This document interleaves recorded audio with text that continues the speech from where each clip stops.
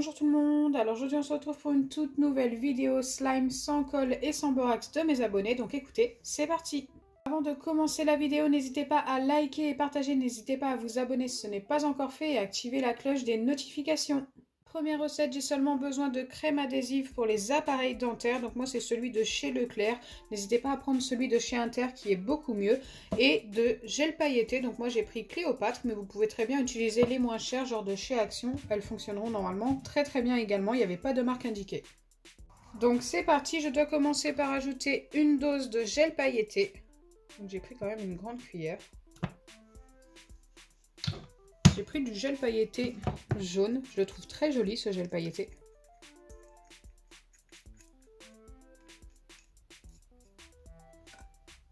Et je dois prendre une dose de crème adhésive pour les appareils dentaires.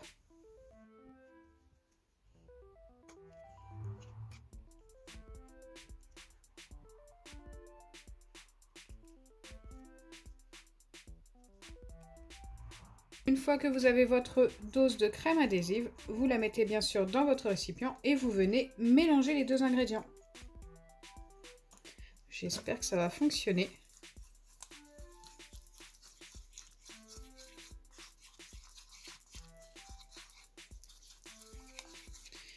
Pour l'instant, ça n'a pas l'air. Ah, peut-être que si au final. En tous les cas, ça a l'air de nous former une pâte. Au début, ça ne le faisait pas.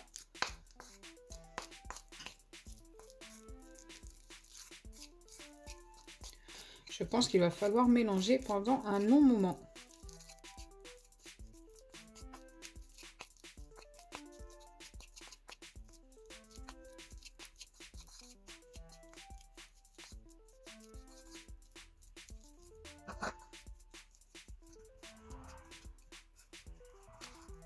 Pour l'instant, j'obtiens bien une pâte. Bon, elle me paraît quand même très cassante. Je vais venir la travailler à la main. Il faut la travailler pendant environ 2 minutes.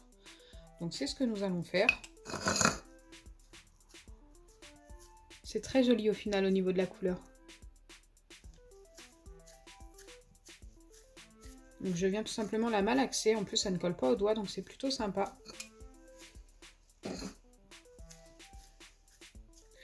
Et je viens également la rouler comme ceci, pour bien mélanger les deux ingrédients.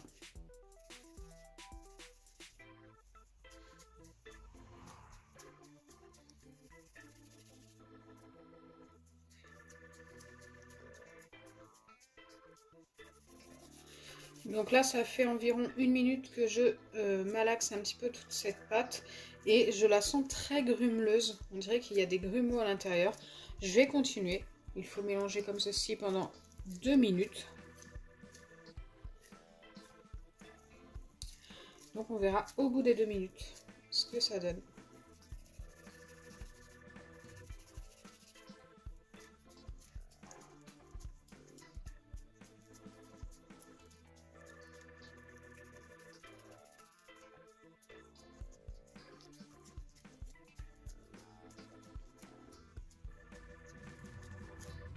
Donc là, ça fait 2 minutes que je travaille la pâte. Maintenant, il suffit de la remettre dans son récipient et de la laisser poser pendant 5 minutes à l'air libre. Donc c'est ce que je vais faire. J'aime beaucoup la couleur, on a un beau orange tout pailleté.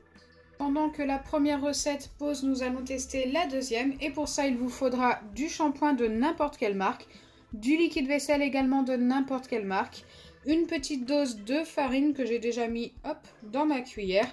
Et il vous faudra également un petit peu de sucre en poudre. Il faudra également un récipient qui passe au micro-ondes, j'ai oublié de le préciser. Donc une fois que vous avez mis votre dose de farine, vous venez ajouter une dose également de sucre en poudre. Waouh, j'en ai mis un petit peu à côté. Ensuite, je mélange les deux premiers ingrédients. Donc pour l'instant, ça ne va pas faire grand-chose.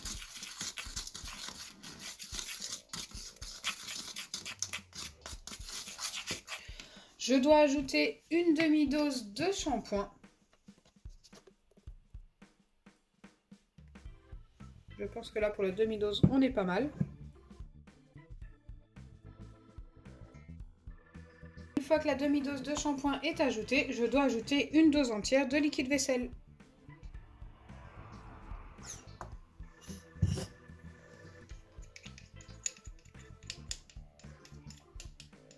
Donc là, je mélange le tout pour obtenir un mélange le plus homogène possible. Et ensuite, j'aurai plus qu'à passer ça au micro-ondes pendant 20 secondes.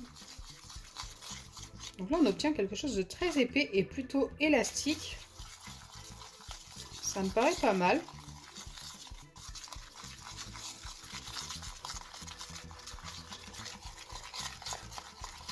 En facultatif, j'aurais pu ajouter du colorant. J'ai décidé de ne pas en mettre cette fois-ci.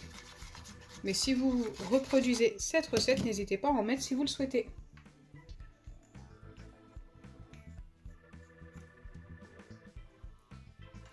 Donc là, j'ai bien mélangé. Je vais placer ça au micro-ondes pendant 2 fois 10 secondes pour obtenir les 20 secondes au micro-ondes et je reviendrai vers vous. Donc voilà ce que j'obtiens après les 20 secondes au micro-ondes. Écoutez, je ne m'attendais pas du tout à ce que ça redevienne aussi liquide. On verra. Maintenant, il faut laisser reposer pendant 15 à 20 minutes le temps que ça refroidisse et normalement on devrait obtenir un slime. Bon là, je vous avouerai que j'y crois pas trop. Donc pendant que ça pose, nous allons vérifier la première recette. Donc la première recette a largement posé les 5 minutes indiquées, environ 10 minutes même. Et là nous allons voir, donc on a bien une pâte forcément, très très jolie d'ailleurs, et qui s'étire un petit peu, mais elle me paraît quand même un petit peu cassante. Donc c'est quand même un slime, hein. Je peux pas dire le contraire. Mais si je dois le noter, je lui donnerai, ah il est quand même pas mal, un 7 sur 10. N'hésitez pas à tester si vous avez les 2 ingrédients. Ultra simple à trouver au final. Très joli. Il a un petit peu la texture du slime chewing-gum.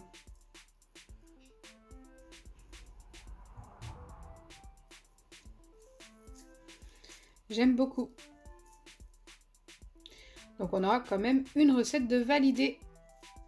Donc me revoilà après le temps de pause. Je n'ai pas encore vérifié ce que ça donnait. Donc c'est parti, on va essayer de voir. Et aïe, aïe, ça me paraît beaucoup trop liquide pour avoir fonctionné. C'est vraiment dommage parce que la texture est très élastique. Dites-moi en commentaire comment vous auriez fait pour arranger la recette. Peut-être en la faisant chauffer un petit peu plus longtemps.